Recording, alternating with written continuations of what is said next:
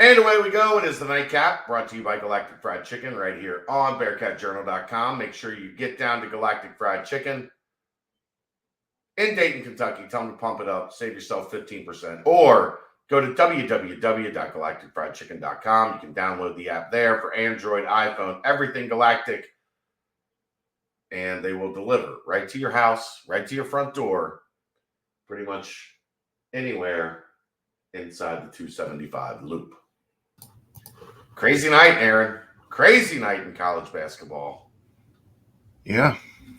Maybe the big, honestly, it's probably the biggest upset in college basketball history that we watched. I kind of waited to hit you back until that was over because I didn't want to be doing this the whole time. I had never even heard of FDU. Yeah, Fairleigh Dickinson. I mean, I know who they are. Like, they were terrible last year, one of the worst teams in college basketball. They didn't win their league. They didn't win their conference tournament.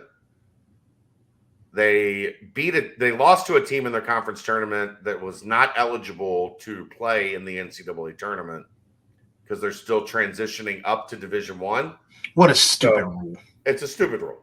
But that's how Fairleigh Dickinson got into the tournament. And apparently, according to Andy Katz, there was no discussion over who was Team 68. It was Fairleigh Dickinson. They were the last team. The last team. And then they win in the play-in game, and then they beat Purdue. And for the second time in the history of the sport, a 16 takes down a 1. And what a crazy thing. The Ohio train jokes are running rampant all over Twitter. Yeah. It's weird. It's weird because I think Matt Painter's an excellent coach. What he gets out of his teams every year is impressive.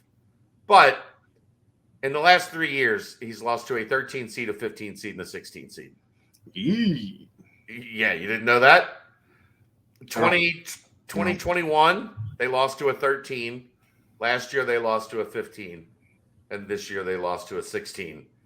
Those are things you're not putting on your resume. I mean, leave that off. I know that Cincinnati has struggled these last 3 years, but I think I'd rather struggle and know that I have a struggling team than to have a team that was a 4 seed, a 2 seed, and a 1 seed and didn't make it past the first day. People's heads would explode here. Like you would see stumped-necked people walking around campus going to games. I would sell you Bearcat Journal if that happened because I couldn't. Yeah, it would be worth pennies on the dollar at that point.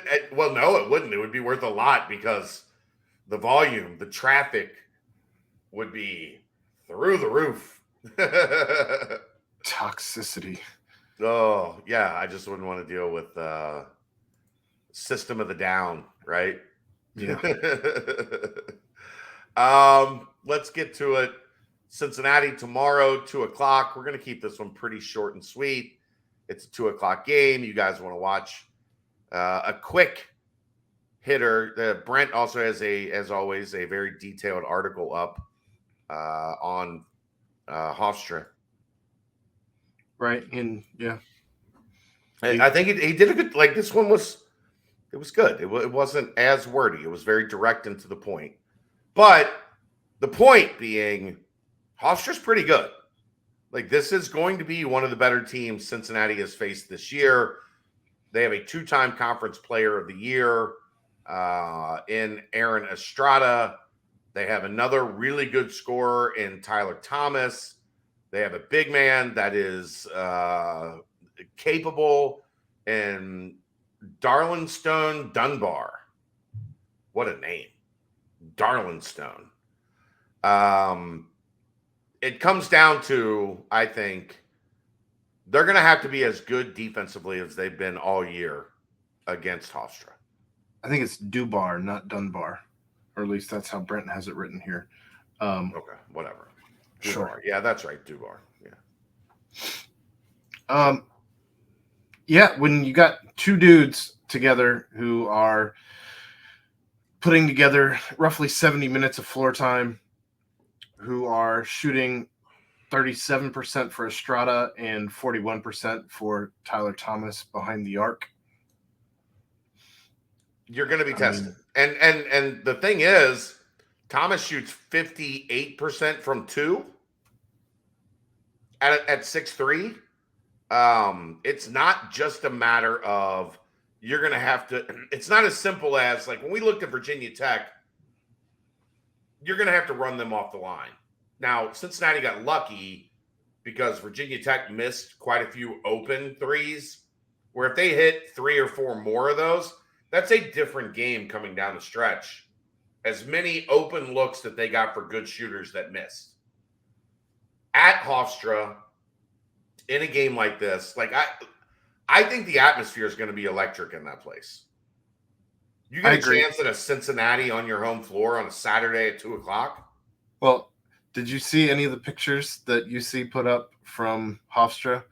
Yeah.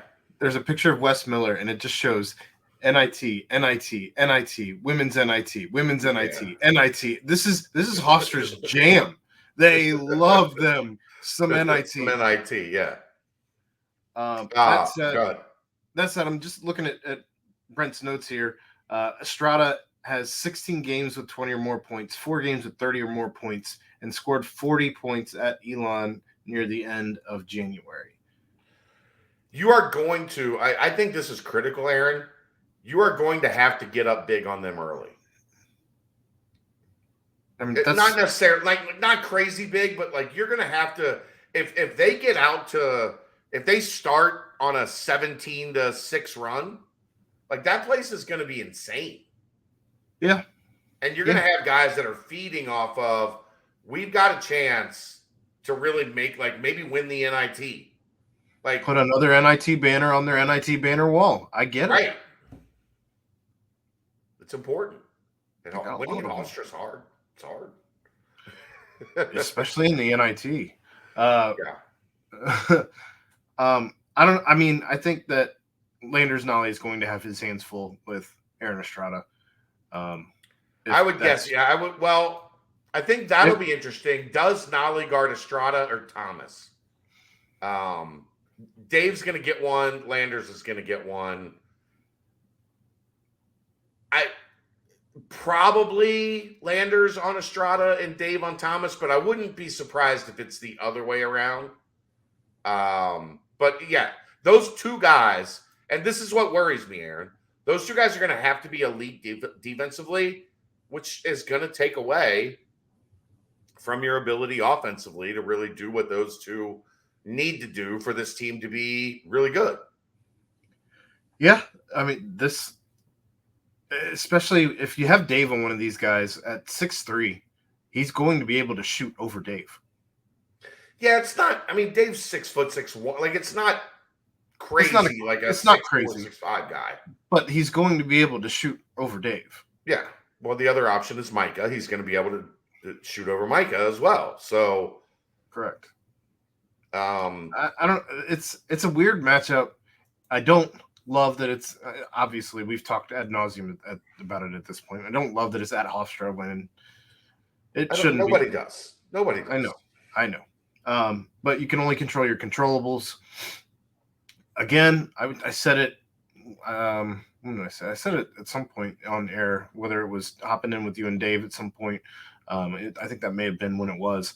But if this team is what they think they are, and you are as good as what you think you are, Hofstra they weren't beating people's doors down. Let's be honest. No, nobody says they're great. And they're 25-9. They've lost 9 times this year. They're beatable. I think the thing that's interesting statistically, how good is Cincinnati on offense? Hofstra is, as Brent points out, 20th in the country in effective field goal percentage defense, 33rd in college basketball in both 3-point defense and 2-point defense.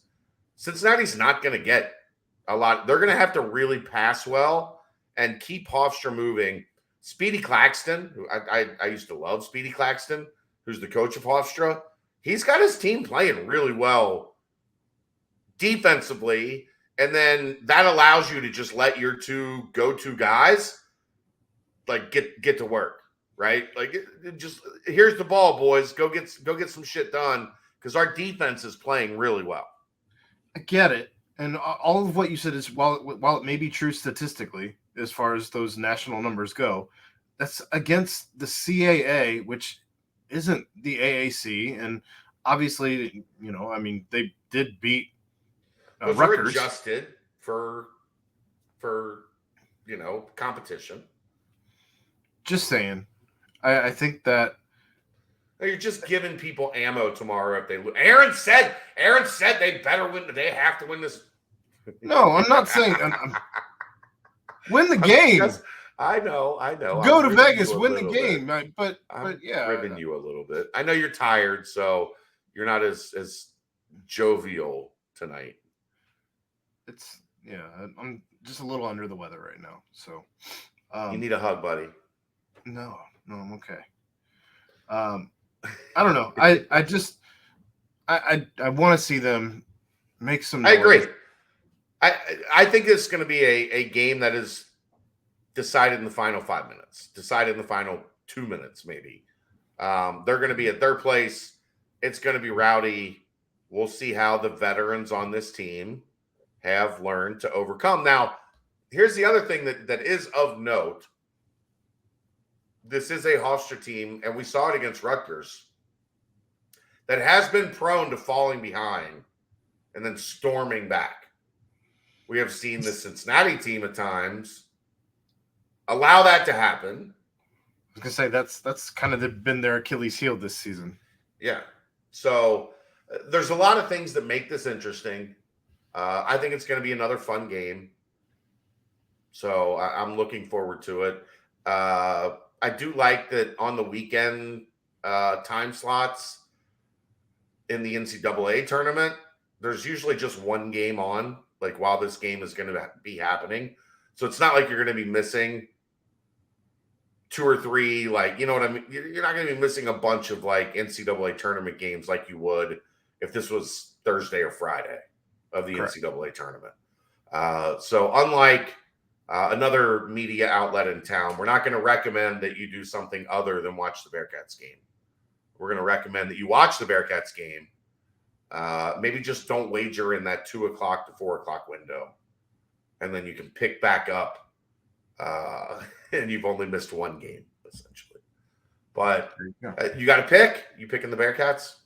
I'm not going against the Bearcats against Hofstra. I understand it's at Hofstra, and they love them some NIT banners, but I'm not picking against the Bearcats right now. I think that they had don't disappoint me. Don't drop the ball after a big win and building some momentum this time. You didn't have to play back-to-back days. You get a day off after a big win. You get 2 days off. 2 days off. 2 days off, yeah. Hofstra has 3, so they might be a little more rested. But maybe Hofstra topped out beating Rutgers. Maybe that was their, let's win this first game at the rack against a Big Ten team from our area, and Cincinnati can go in and right across the river, right? Yeah. I think it comes down to the wire, and Cincinnati gets a defensive stop with the game on the line. The Bearcats win by 1. I think the line's you see 1.5. Let me check what our friends say. Our friends from where? Our friends from Betfred. Our partners from Betfred Sports. Log on to Betfred Sports, either betfredsports.com or get the app and use code Bearcat, all caps, when you sign up, and they will get you going to wager on this one. I think it's a 1 or 2 point Cincinnati win. I also don't know if Betfred actually has NIT action. Okay, well, I the last I saw, I don't know where I saw it. I saw a book that had 1.5. Cincinnati was favored by 1.5. So, win, get yourself to the quarterfinals. 1 win away from a trip to Vegas. All right, you go get some sleep, buddy. Okay, I'll do that. We'll talk tomorrow. My in-laws are coming in town. I don't know when tomorrow, but at some point in time tomorrow, we'll talk. This is the Nightcap, brought to you by Galactic Fried Chicken, right here on BearcatJournal.com. See ya!